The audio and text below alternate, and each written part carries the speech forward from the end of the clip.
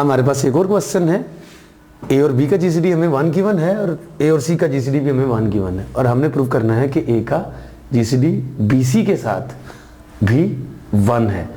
अच्छा, ये भी एक बड़ा खूबसूरत रिजल्ट है, इसका भी बहुत ज़्यादा यूज़ होता है हमारे एग्जाम्पल्स में और क्वेश्चंस में। इसको पहले प्रूव कर लेते हैं। ये क्या कहता है, गिवन हमें दो चीज़ें हैं। क्या क्या गिवन है हमें? एक बात तो ये गिवन है कि ए का जीसीडी बी के साथ 1 है। दूसरी बात हमें गिवन है कि ए का जीसीडी सी के साथ भी 1 है। तो जाहिर है इसका क्या मतलब होगा, हमारे पास 4 हमें इंटीजर्स मिलेंगे। There exist some x1 y1 x2 y2 belongs to z such that, क्या होगा जी? जीसीडी लीनियर कॉम्बिनेशन की फॉर्म में लिखा जा सकता है। 1 बराबर होगा a x1 plus b y1 के, और 1 ही बराबर होगा a x2 plus c y2 के।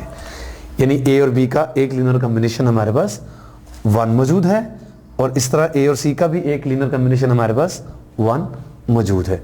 चलिए इसको आप स्टेटमेंट इक्वेशन 1 और इसको इक्वेशन 2 का नाम दे दें। अब हमने प्रूव ये करना है कि ए का जीसीडी बीसी के साथ भी 1 है। मैं किसी भी तरीके से साबित ये करना चाहता हूँ कि ए और बीसी का भी एक लीनियर कॉम्बिनेशन 1 मौजूद है। तो उसके लिए मैं क्या करूँगा, मैं इक्वेशन 1 को इक्वेशन 2 से मल्टीप्लाई कर देता हूँ। Yes, multiplying equations 1 and 2 we get. तो लेफ्ट साइड पर 1 और 1 का प्रोडक्ट तो 1 आ जाएगा, राइट साइड पे क्या आएगा जी? ax1 प्लस by1 का प्रोडक्ट ax2 प्लस cy2 के प्रोडक्ट के साथ। और हमने जो प्रूव करना है, क्या प्रूव करना है? हमने असल में a और bc का एक लीनियर कॉम्बिनेशन बनाना है। तो ये भी ऑलमोस्ट वैसा ही काम है जैसे हमने पीछे कुछ एग्जांपल्स की थी। आप देख सकते हैं कि a मैं कॉमन लाना चाहता हूँ, और इनको मैं इस तरीके से मल्टीप्लाई करूँगा कि एक टर्म में a आ जाए। तो a के लिए मेरे पास क्या आएगा, जब मैं इसको इससे मल्टीप्लाई करूँगा तो a का स्क्वायर आता है बीच में। a मैंने कॉमन ले लिया, a के बच गया, ax1 x2 1 आ गया मेरे पास, प्लस अब जब मैं इसको इससे मल्टीप्लाई करूंगा तो ac x1 y2 है, a मैंने कॉमन ले लिया तो क्या बचा, c x1 y2।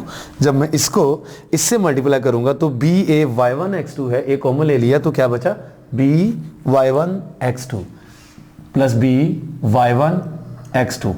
और आप देख सकते हैं कि b और c सिर्फ इन दोनों को मल्टीप्लाई करके आएगा। b और c को मल्टीप्लाई करूंगा तो मतलब इन दोनों टर्म्स को मल्टीप्लाई करूंगा तो क्या आएगा, bc y1 y2। तो bc एज इट इज, यहां पर y1 y2। आप देख सकते हैं कि ये भी आपके पास एक इंटीजर है, ये भी आपके पास एक इंटीजर है।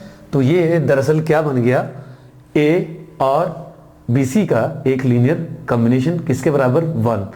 डेफिनेटली क्या मतलब होगा इस बात का कि a और bc का जो जीसीडी है वो डिवाइड करेगा 1 को, और 1 को डिवाइड करने वाला तो एक ही पॉजिटिव इंटीजर है और वो खुद 1 है। तो इट मींस कि a का bc के साथ जीसीडी 1 है, और यही हमने प्रूव करना था। हमारे पास नेक्स्ट है जी डेफिनेशन एलसीएम की, द लीस्ट कॉमन मल्टीपल। जैसे हमने जीसीडी यानी एचसीएफ पढ़ा था, उससे मिलती जुलती बात एक एलसीएम की है। एलसीएम के बारे में भी आप बचपन से पढ़ते आ रहे हैं। एलसीएम क्या होता है जी? जीसीडी पहले क्या था, इस चीज़ को देखते हैं। जीसीडी क्या था, ग्रेटेस्ट कॉमन डिवाइजर। ए और बी, अगर आपके पास कोई से भी दो इंटीजर्स थे जिनमें से कम एक इंटीजर नॉन ज़ीरो होना ज़रूरी था। पहली बात, एलसीएम में ये रिस्ट्रिक्शन अब नहीं है। इसकी जगह क्या रिस्ट्रिक्शन है कि ए और बी दोनों ही नॉन ज़ीरो होने चाहिए। एलसीएम के लिए दोनों ही नॉन ज़ीरो होने चाहिए। और डेफिनेशन कुछ थोड़ी सी ऑपोजिट है, मैं डेफिनेशन लिख देता हूँ, उसके बाद इसको एक्सप्लेन कर लेंगे। तो let A B belongs to Z such that the product A B is not equal to 0। जी, product A B is not equal to 0 से क्या मुराद है?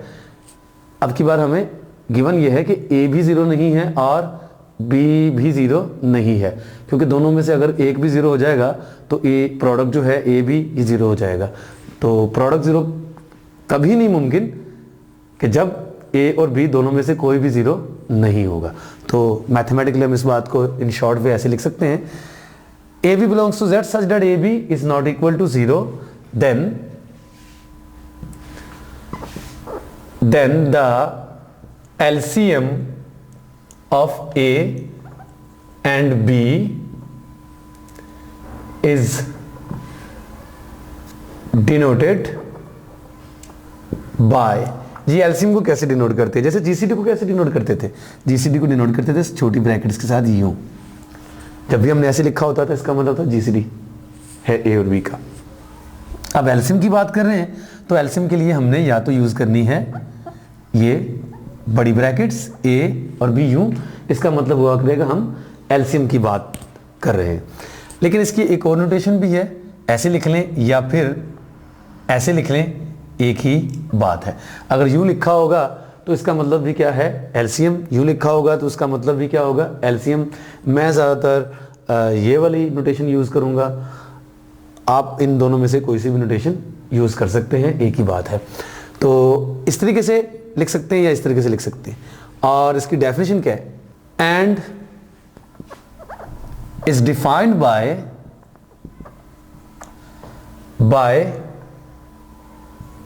N integer L such that, number 1 जी, पहली बात ये इंटीजर L क्या होगा जी? Positive होगा। दूसरी बात ये जो नंबर L है ये A पे भी डिवाइड होगा और B पे भी डिवाइड होगा। A will divides L and B will divide L। GCD में उल्टा था, जीसीडी अगर D था तो उसने A को भी डिवाइड करना था और B को भी डिवाइड करना है। हम बात कर रहे हैं एलसीएम की, द लीस्ट कॉमन मल्टीपल जो दोनों का मल्टीपल है, कॉमन मल्टीपल है, यानी जो दोनों पे डिवाइड हो। यानी अब A भी L को डिवाइड करेगा और B भी L को डिवाइड करेगा। तीसरी बात, जैसे वहां पर था वो था जी ग्रेटेस्ट कॉमन डिवाइजर। अगर आपको कोई और डिवाइजर मिल गया A और B का तो वो D को भी डिवाइड करेगा, क्योंकि D ग्रेटेस्ट डिवाइजर था। अब यहां पर है मल्टीपल की, और कौन सा वाला? ग्रेटेस्ट मल्टीपल नहीं है, ये है लीस्ट कॉमन मल्टीपल, छोटे से छोटा मल्टीपल। यहां पर तो ये तय हो गया कि L डिवाइड होगा A पर भी और B पर भी। यहां पर तीसरी प्रॉपर्टी अब कंपेयर कर ले, तीसरी प्रॉपर्टी में जीसीडी में क्या था भला? वहां पर अगर आपको कोई और डिवाइजर मिल गया A और B का तो वो D को भी डिवाइड करेगा। और यहां पर क्या है? अगर कोई और मल्टीपल मिल गया आपको A का और B का तो वो L पे डिवाइड होगा, क्योंकि L लीस्ट कॉमन मल्टीपल है। जी, इस बात को लिखना है हमने, क्या करना पड़ेगा जी? फॉर एनी, तीसरी बात, for any integer M with A divides M and B divides M, we must have, क्या होगा जी? L will divides M।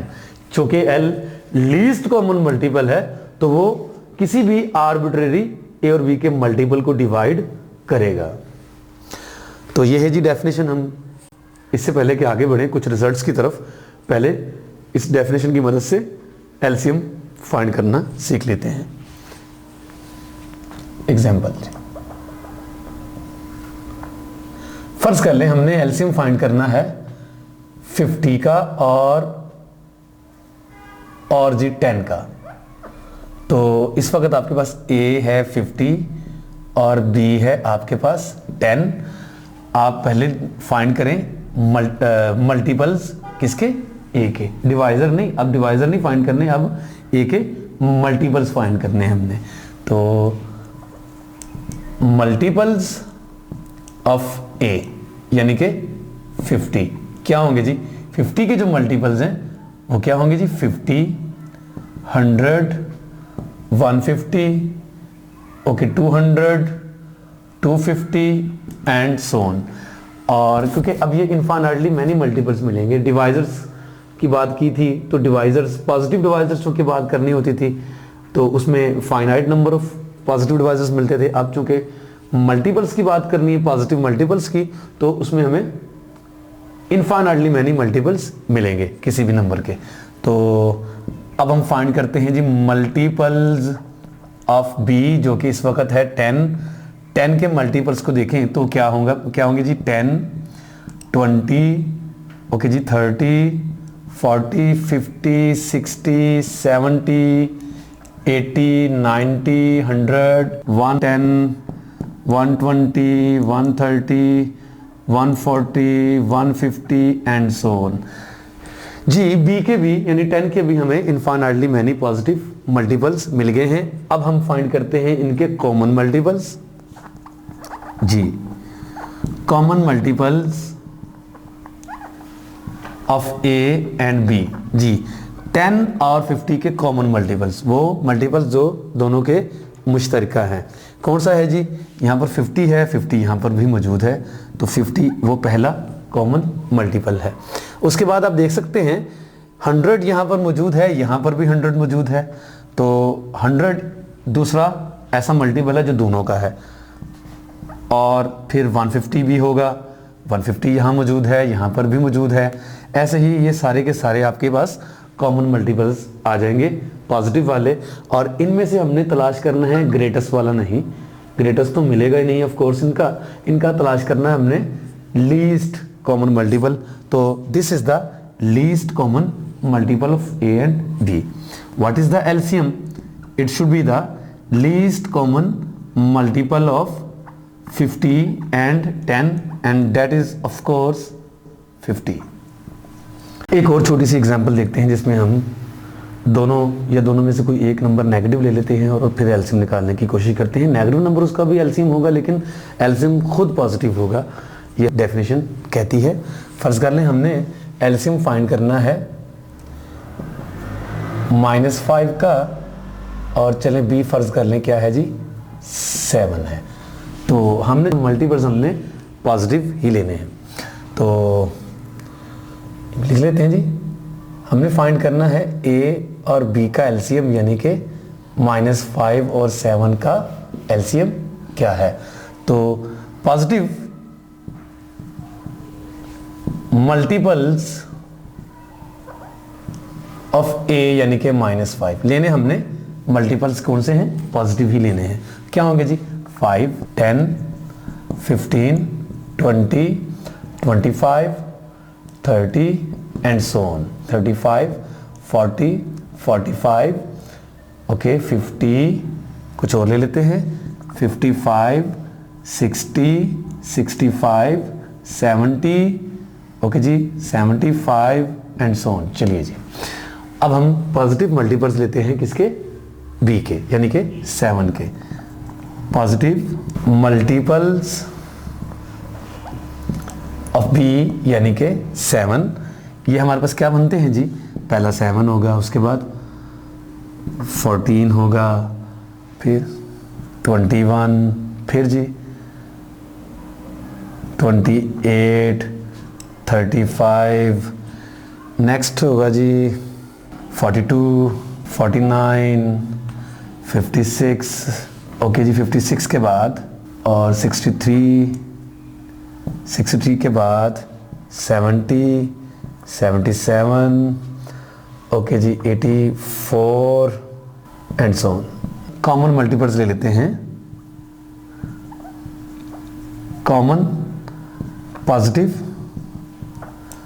Multiples of A and B, तो हम इनके कॉमन मल्टीपल्स ले लेते हैं। तो सबसे पहला कॉमन मल्टीपल हमारे पास आपको देख रहे हैं कि 5, 10, 15, 20 ये नहीं होंगे, 7, 14, 21 28, जो फर्स्ट हमें कॉमन मल्टीपल नज़र आ रहा है वो 35 है। 35 क्या ख्याल है आपका? आगे जाने की ज़रूरत ही नहीं है क्योंकि हमने एलसीएम की बात करनी है, वो लीस्ट कॉमन मल्टीपल होता है, डेफिनेटली वो यही वाला होगा। इससे बाद अगर आप मल्टीपल्स निकालेंगे वो इससे बड़े ही निकलने हैं। अगर आपने फाइंड आउट भी करने हैं तो नेक्स्ट कॉमन मल्टीपल कौन सा होगा जी? 70 होगा। 70 के बाद फर्दर अगर आप फाइंड करें, यानी कि वो मल्टीपल्स निकालेंगे ना डेफिनेटली जो 5 पे भी डिवाइड हो और जो 7 पे भी डिवाइड हो, तो वो यही आपको मिलेंगे। तो नेक्स्ट अगर आपको देखना है तो वो कौन सा होगा जी? 105 एंड सो ऑन। चलिए जी, अब आपने इनका जो लीस्ट वाला है, जो सबसे छोटे वाला मल्टीपल है, वही हमारा एलसीएम है। तो एलसीएम क्या होगा जी? LCM being the least common multiple of A and B, positive multiple of A and B, तो क्या होगा जी? -5 था यहाँ पर, -5 का एलसीएम 7 के साथ क्या होगा जी? यही वाला यानी 30 वाला ही हमारे पास एलसीएम होगा।